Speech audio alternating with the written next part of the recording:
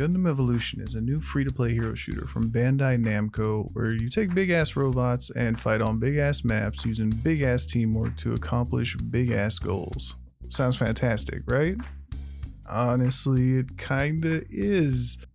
With Overwatch 2 being the absolute mess that it is, and Paladins being Paladins, I personally have been itching for a game like those to sink unhealthy amounts of time into, and ever since the Gundam beta, I have been patiently biding that time. What's really strange is that if you ask me to tell you what makes it so unique, so worthy of play over the competition, I would have no answer.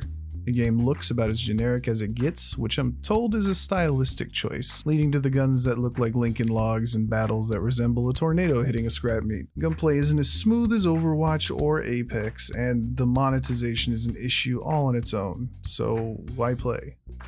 Because it's fun. It's fun. Because it's way more fun than it has any right to be.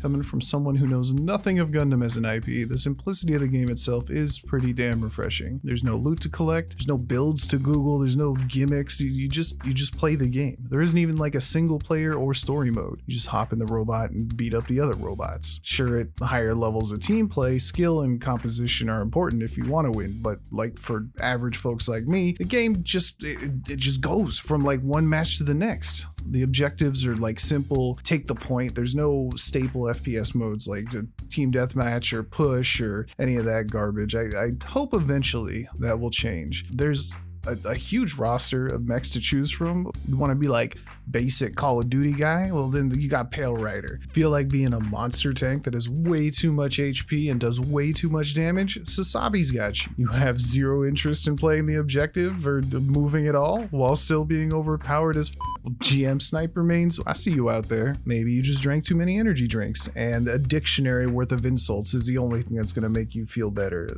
May the enemy tears be the fuel to your Barbados. None of them seem too broken or unusable. You're freely able to swap between them in game just like Overwatch at any point, and that kind of gives you a chance to answer any problem. There's a ranked mode as well for the true masochists out there, but at the time of making this I haven't touched it due to some issues like the ranks having been reset once already, and the wonderful fact that when the game notices too much of a skill gap, you are no longer allowed to play with friends even in normal modes, which is absolutely stupid. And speaking of stupid, there are some serious negatives with the game.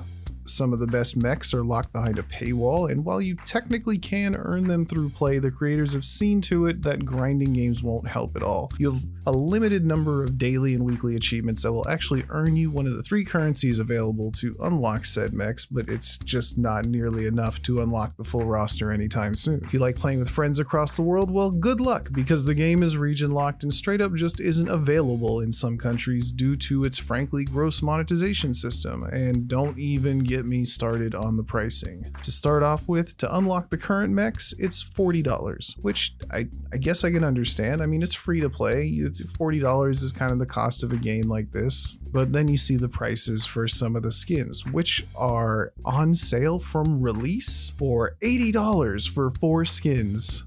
Down to $40. That's $20 per skins, and you can't even buy them individually. Also, I've heard that because of a law in Japan, a real money currency is lost after 120 days, so you better spend what you buy. There are loot boxes, just like everything else, but some of the best skins aren't in them, and those are expensive as well. If you do purchase the Battle Pass and save all your currency, it will pay for itself upon completion, but the system seems pretty dead set on having you pay real money for characters if you want them in any reasonable amount of time. Assuming the challenges don't change, with every battle pass you gain enough to unlock 5 units per year if you play every day. With new units added supposedly every 2 months, good luck on keeping up with paying folks. The in-game chat is almost illegible due to serious censorship issues. There's no way to report or mute people, and there's some bugs still where your weapon won't load or work, or a black screen will show on respawn, or the game might just crash entirely.